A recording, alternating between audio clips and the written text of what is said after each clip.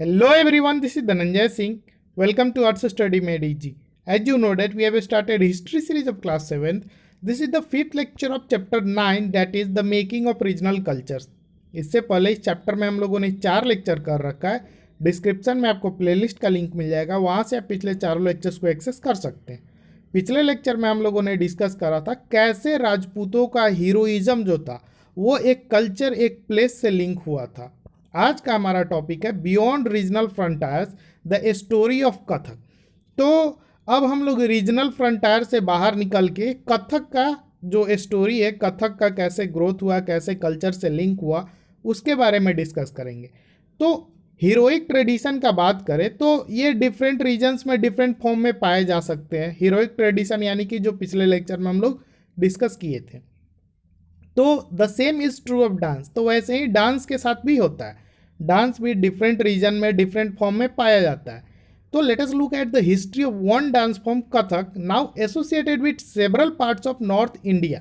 तो अब हम लोग कथक के बारे में देखेंगे जो नॉर्थ इंडिया में बहुत सारे जगहों पे, यानी कि किसी एक रीजन में नहीं बल्कि बहुत सारे रीजन में अब इसको प्रैक्टिस किया जाता है, यानी कि इसको परफॉर्म किया जाता है. The term Kathak is derive from katha, a word use in Sanskrit and other languages for story. तो जो कथक वर्ड है ना, उसको कथा वर्ड से डिराइव किया गया है. और कथा यानी कि स्टोरी. हमारे यहाँ या नॉर्थ इंडिया में अभी भी लोग पूर्वजों से कथा ही सुनते हैं, तो वो जो कथा होता है वो एक तरह से स्टोरी होता है, तो वहीं से डिराइव किया गया है कथक को. तो बेसिकली कथक जो था वो एक कास्ट हुआ करता था स्टोरी टेलर्स का टेम्पल्स ऑफ नॉर्थ इंडिया, यानी कि नॉर्थ इंडिया के टेम्पल्स में एक कथा सुनाने वाले कास्ट ही हुआ करते थे, जिनका काम था कथा लोगों को सुनाना. उसमें वो परफॉर्मेंस करते थे, ठीक है, कथा के बेसिस पे विथ गेस्चर्स एंड सॉन्ग, यानी कि कथा के हिसाब से अपना हाव भाव बनाना और उसी के हिसाब से गाने को उसमें मतलब पुट करना. तो हाव भाव बनाना और गाने के हिसाब से जो उनका हाव भाव बनता था, तो वहीं से जो है कथक डांस का फॉर्म लेना शुरू कर दिया. Kathak began evolving in a distinct mode of dance in the 15th and 16th century with the spread of भक्ति मूवमेंट. तो भक्ति मूवमेंट में पढ़े थे हम लोग कि गानों के माध्यम से लोग घूम घूम करके प्रचार प्रसार करते थे भक्ति का. तो 15th एंड 16th सेंचुरी में ही कथक का इवोल्यूशन शुरू हो गया.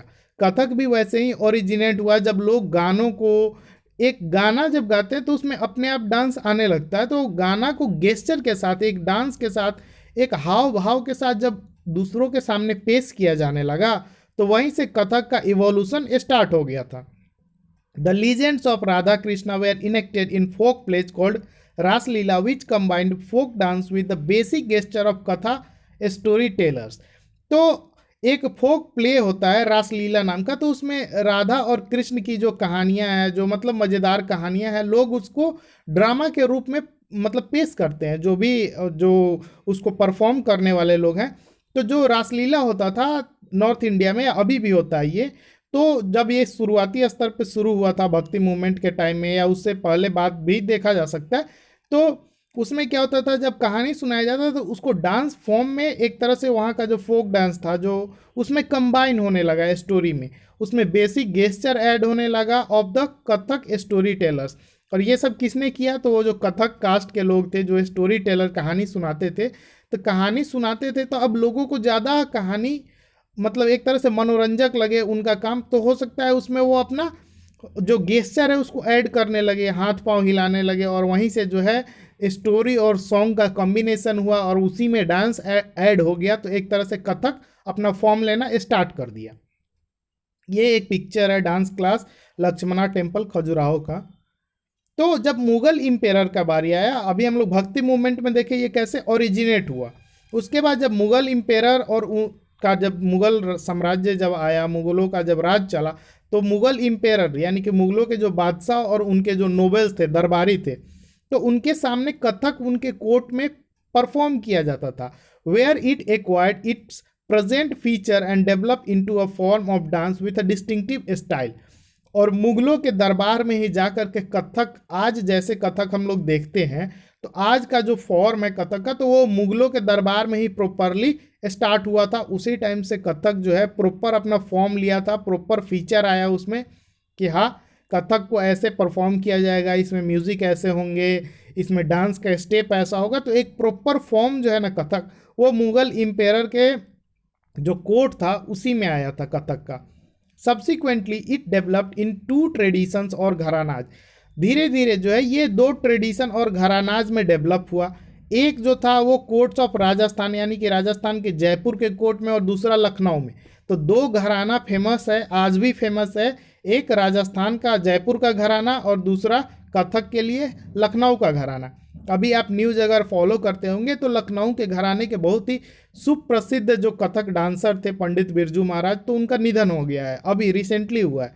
तो वो लखनऊ घराने से थे। तो ऐसे ही दो घराने काफ़ी ज़्यादा प्रसिद्ध हुए, वहीं से घरानों से इस कथक डांस का प्रचलन शुरू हुआ। Under the patronage of Wajid Ali Khan, the last Nawab of Awadh, it grew into a major art form. तो जो अवध के नवाब थे जिनका नाम था वाजिद अली खान, आखिरी नवाब थे, तो उन्हीं के टाइम में कथक जो है काफ़ी ज़्यादा सुप्रसिद्ध हुआ, मेजर आर्ट फॉर्म के रूप में डेवलप होकर के उभरा। सभी तरफ जो है इसका प्रचलन स्टार्ट हो गया, काफ़ी ज़्यादा इसका विस्तार हुआ, यानी कि एक प्रॉपर डेवलप्ड अगर बोला जाए तो वाजिद अली शाह के ही पीरियड में ये, जो कि नवाब ऑफ अवध थे, लास्ट नवाब ऑफ अवध, तो उन्हीं के टाइम में ये हुआ था। Third quarter of the 19th century, it was firmly entrenched as a dance form not only in these two regions but in the adjoining areas of present-day Punjab, Haryana, Jammu Kashmir, Bihar and Madhya Pradesh.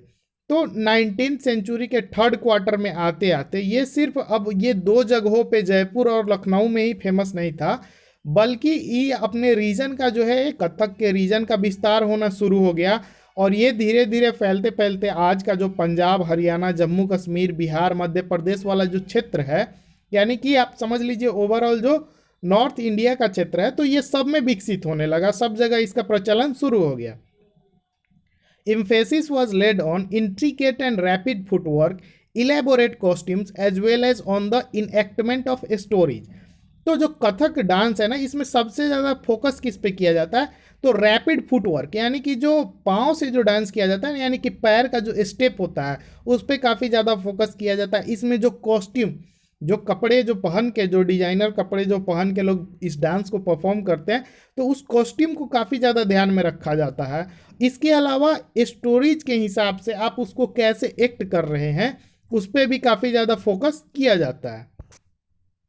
Kathak, like several other cultural practices, was viewed with disfavor by most British administrators in the 19th and 20th century। तो britisher जैसे हमारे यहाँ आए तो हमारे यहाँ का कुछ भी उनको पसंद आता नहीं था। उनको क्या, उन लोगों को ये बिल्कुल भी पसंद नहीं आता था। हम लोगों को वो एक तरह से गंवार टाइप का ट्रीट कर, ये कौन सा डांस है भाई उनके हिसाब से, तो वो उसको डिसफेवर करने लगे, यानी कि दबाने लगे। जैसे आप आगे पढ़िएगा, इकोनॉमी में भी पढ़िएगा कि हमारे देश का पूरा इकोनॉमी ख़राब कर दिए कैसे।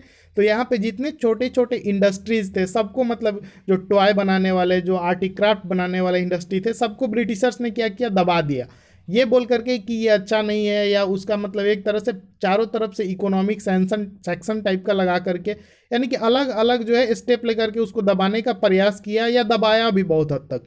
तो वैसे ही कथक डांस भी ब्रिटिशर्स को फेवर नहीं करते थे, उनको बिल्कुल अच्छा नहीं लगता था, उनके हिसाब से ये गंवारों का डांस था, तो उन्होंने इसको भी दबाने का प्रयास किया था।